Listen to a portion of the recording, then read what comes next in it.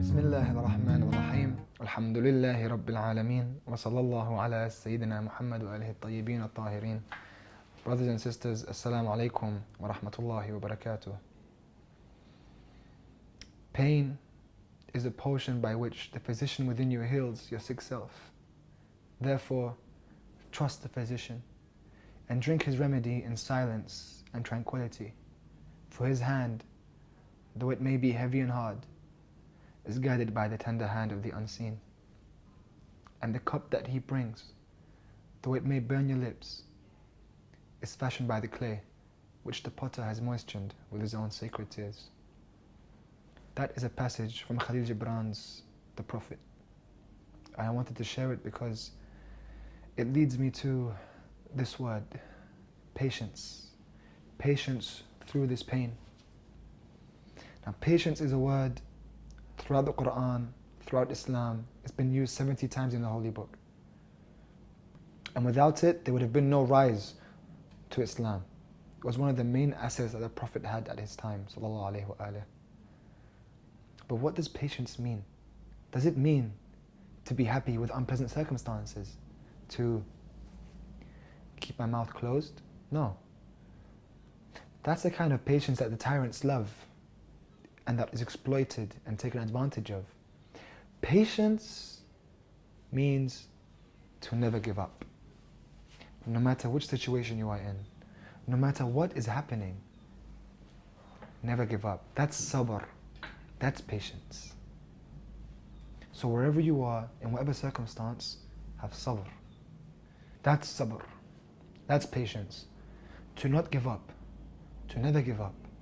Whatever the circumstance may be, to keep going.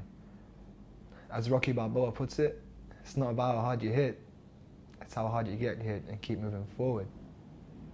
أعوذ بالله من الشيطان الرجيم. إن يكن منكم 20 صابرون يغلبوا 200. If there are 20 of you who are patient, they will defeat 200. You'll become 10 times the man and 10 times the woman with this one weapon, patience. And this is the weapon that has been passed down to our ulama throughout their studies in the Hawza, and is one who I want to bring up now, Allama Tabatabai, the writer of Tafsir al-Mizan, a legend in the Hawza. And I want to share with you a story about his hardship and what he went through in his time in Najaf, where he had to walk so far to get water for his family at the time, where the circumstances in the town and city were not suitable for a family to live there.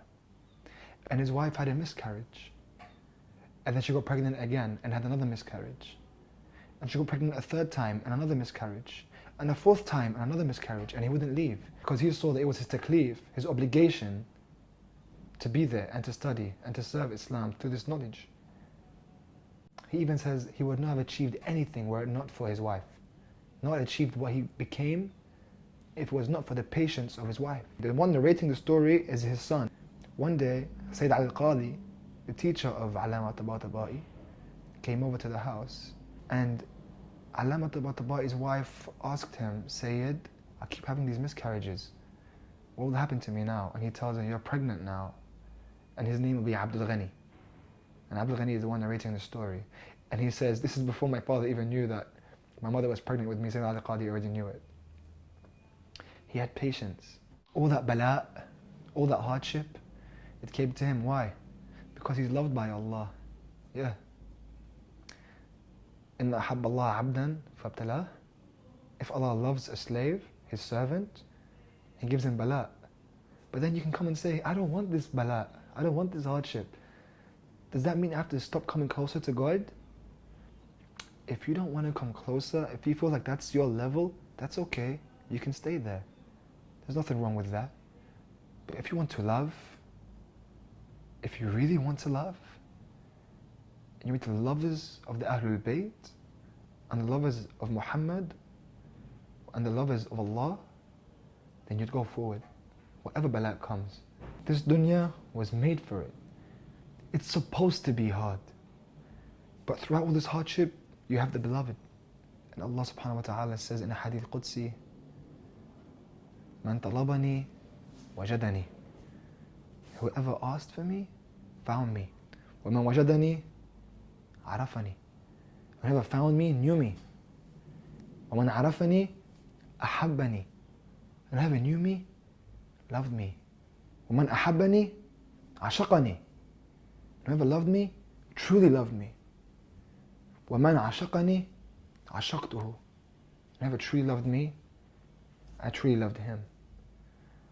وَمَنْ عَشَقْتُهُ قَتَلْتُهُ. And whoever I have ishq for and love for, I killed. I know you're thinking that escalated quickly. But you know, in Islam, when there's a murder, when someone dies, or when someone is killed, there's something called blood money or recompense that's supposed to be paid. It's called the diya.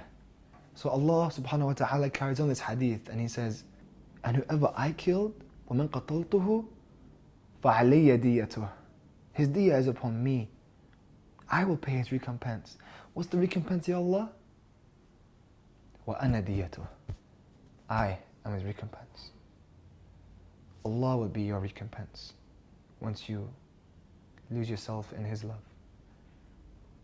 أعوذ بالله من الشيطان الرجيم وَيَنْصُرَنَّ اللَّهَ مَنْ يَنْصُرُهُ. Allah will make victorious the one who makes him victorious. What's interesting about this ayah is the noon al-tawkeed, يَنْصُرَنَّ. That noon is there as a promise. He could have said وَيَنْصُرُ اللَّهَ. He could have said وَيَنْصُرُ. But the na means it's a promise. Whoever makes Allah victorious and helps Allah and His religion in this world and pushes through for Allah in this world, Allah will make victorious. Yansuranna, it's a promise, it's a divine promise. So wait for it. Assalamu alaikum wa rahmatullahi wa barakatuh.